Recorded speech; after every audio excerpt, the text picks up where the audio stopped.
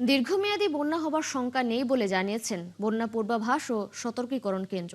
শনিবার ব্রিফিংয়ে এই তথ্য জানিয়ে বলা হয়, আগামী ২৪ ঘন্টা পর দক্ষিণাঞ্চলে ধীরগতিতে বন্যা পরিস্থিতির উন্নতি হবে। তবে উত্তর পূর্বাঞ্চলে ঝুঁকি রয়েছে স্বল্পমেয়াদী বন্যার। আরও জানাচ্ছেন মোহামিনুল খান অপু।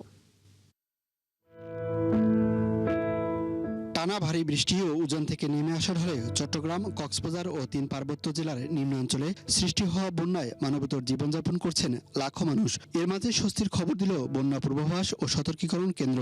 শনিবার ব্রিফিংয়ে জানানো হয়, আগামী ২৪ ঘন্টা পর সাঙ্গু নদীর পানি বিপদসীমার নিচে নেমে আসার সম্ভাবনা রয়েছে। এতে উন্নতি হতে পারে সামগ্রিক বন্যা পরিস্থিতির, যদিও স্বল্পমেয়াদী বন্যার বার্তা উত্তর পূর্বাঞ্চলের জন্য। আগামী ২৪ ঘন্টায়ও কিছুটা ধীর গতিতে হ্রাস পাওয়ার প্রবণতা অব্যাহত থাকতে পারে এবং বর্তমানে চট্টগ্রামের সাঙ্গু নদী ২০০০ পয়েন্টে বিপদসীমার উপরে রয়েছে, যেটি আগামী ৪৮ ঘন্টায় বিপদসীমার নিচে নেমে আসার সম্ভাবনা রয়েছে।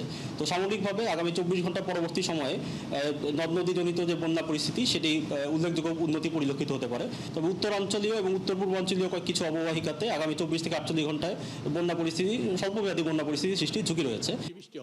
যেহেতু এবার এলিনো ইয়ার ছিল। এদিকে আবহাওয়া অধিদপ্তর জানিয়েছে, দক্ষিণাঞ্চলের বৃষ্টির তীব্রতা অনেকটাই কমে এসেছে। তবে আগামী কয়েকদিন দেশের উত্তরাঞ্চলে বৃষ্টিপাত বাড়তে পারে। তবে আশঙ্কা নেই অতি ভারী বর্ষণ ও ভূমিধসের। পাহাড়ি এলাকায় যে সতর্কতা ছিল, আমরা হেভি রেইনফল হয়তো আজকে রাখবো, তবে ভূমিধস বা জলবদ্ধতার কথা নতুন করে আর আমাদের পূর্বাভাস থাকবে না। যে বৃষ্টিটা আছে এই বৃষ্টিটা হয়তো আগামী ১-২ দিনের ভিতরে অনেকটা কমে যাবে।